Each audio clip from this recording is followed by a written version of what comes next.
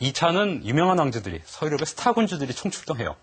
그 영국의 리처드 하면 잘 모르겠지만 로빈 후드 하면 다 아시죠? 네. 로빈 후드의 존왕의 그 폭군 존왕의 형입니다. 리처드.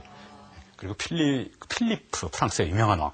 둘이가 서로 싸웁니다. 갈 때부터. 서로 라이벌이에요. 나중에 100년 전쟁이 벌어지는데 그 때문에 서로 계속 티격태격하고 막 따로 이탈했다가 하다가 거기를 싸우지 못하고 패퇴합니다.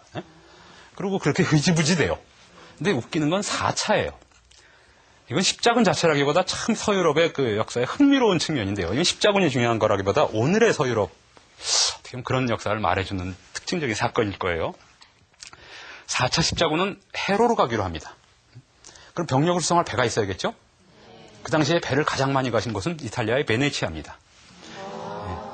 베네치아는 여기 쑥 들어간 아드리아해라는 곳에 여기 쑥 들어간 호미에 있습니다. 여기서 베네치아 선박들을 계약을 합니다. 그래서 1년 후에 십자군 병사들이 모이기로 합니다. 그래서 계약금을 줍니다. 그 당시 베네치아는 엔리코 단돌로라는 사람이 베네치아는 공화국이라고 말을 했어요. 도제라는 이 호칭입니다. 그러니까 그 총독입니다. 공화국이니까 왕이 아니죠. 그렇지만 사왕이나 다른 없어요. 종신입니다. 근데 세습이 안 돼요. 그러니까 그런 점에서 왕이랑 다른 거죠. 근데 80살이 넘어서 그 도제가 된 사람이에요. 그게 맹인이에요. 단돌로라는 사람이. 굉장히 여우 같은 사람입니다. 아주 노회하고 교활한 사람인데 십자군과 계약을 했어요. 자기도 기독교 문명인데 계약을 한다는 게 벌써 우리한테는 왜 계약을 할까? 이런 생각이 좀 들 수 있을 거예요. 어쨌든 계약을 했습니다. 계약금 주고. 근데 모인 인원이 절반도 안 돼요. 그래서 잔금을 못 치르게 됐습니다. 그래가지고 어찌할 바를 모릅니다. 항만에 모여가지고 이 십자군 병사들이 이제 약성된 데에 모였거든요. 그래서 이 십자군 원정을 해야 되는데 다 모이질 못했으니까 돈이 안 거쳐져 갖고 배를 임대료를 다 내질 못합니다. 베네치아 총독이 화를 냅니다. 근데 참 우리가 이해 안 되는 게 몇천 명의 군대가 항만에 몇 개월을 갇혀 있었다는 게 이해가 됩니까? 그냥 그 병자기로 가서 베네치아를 점령하면 되잖아요. 희한하게 안 합니다. 계약을 어겼다는 때문에 오히려 전전긍긍합니다. 그래서 나중에 단돌로가 니네 계약 어겼지? 그랬더니 네. 그럼 내 명령 들어야지. 듣습니다. 그래서 헝가리의 도시를 정복해요. 베네치아가 평소에 정복하고 싶었던 곳을 베네치아의 용병이 돼갖고 십자군이 성지를 탈환하러 가진 않고 도시를 정복하고 깡패짓을 합니다. 그리고 뒤늦게 원정으로 출발하는데 엉뚱하게도 콘스탄티노플에 둘러앉아서 여기다 라틴 제국을 만듭니다. 이 도시를 정복하고 이 제국이 60년이 나가요. 그러니까 완전히 웃기는 해프닝인데 우리가 여기서 주목해야 될 거는 서양의 역사에서 계약의 관념입니다. 아주 오래전부터 서양 역사에서는 계약이라는 관념이 있어요. 고대 이집트에서도 용병을 통해서 유지를 합니다. 로마 제국도 변방을 용병이 지켜주죠. 결국 용병의 반란으로 멸망하죠. 근데 동양식 왕조에서는 그런 게 없어요. 제가 지난번에 말씀드렸듯이 병농일치의 개념이기 때문에 모든 백성이 군사도 됐다가 농민이 됐다 그러기 때문에 기본적으로 중앙집권화되어 있는 제국이고요. 그렇기 때문에 군대라는 게 그렇게 용병의 계약 개념으로 가지 않습니다. 로마 시대부터 용병이 썼고 계약의 관념이 발달했습니다. 근데 우리가 이런 계약의 관념은 참 이해하기가 어려워요.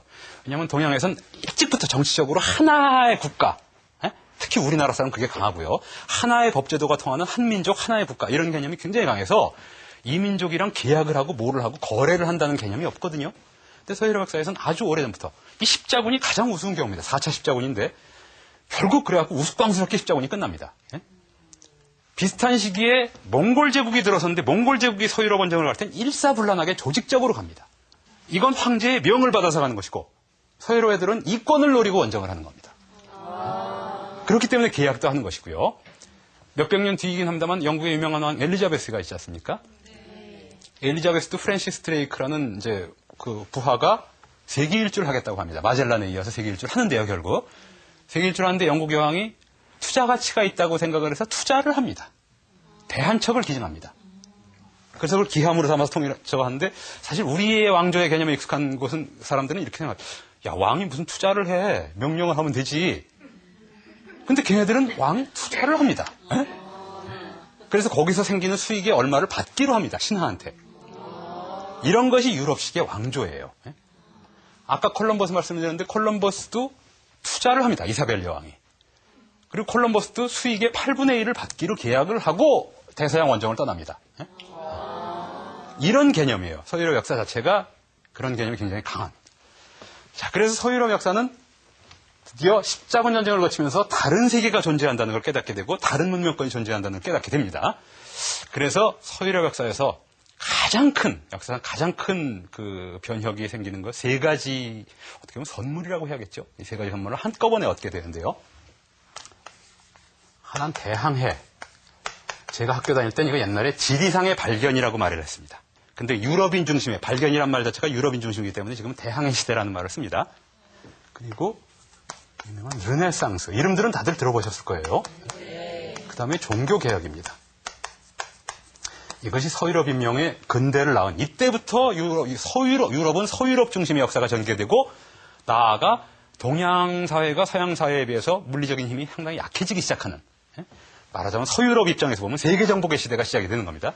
이게 대충 시기로 보면 14세기부터 16세기까지 한 200년 정도에 걸쳐서 벌어져요. 이 세 가지가 다 연동된 사건입니다. 우선 르네상스 자체에는, 르네상스라는 건 북이탈리아에서 중심으로 일어난 우리 잘 아는 예술가들 많이 나오죠. 미켈란젤로 나오고 다빈치 나오고 라파엘로 나오고요. 이런 여기에서 예술운동이 벌어질 수 있는 이유가 뭡니까? 북쪽은 아까 제가 프랑크족의 샤를마뉴가 왕관을 쓰면서 서로마가 잠시 부활했었다고 그랬죠. 그것이 제가 지난번에 말씀드린 신성로마 제국의 시작인데요. 그래서 명패상의 제국만 존재하는 겁니다.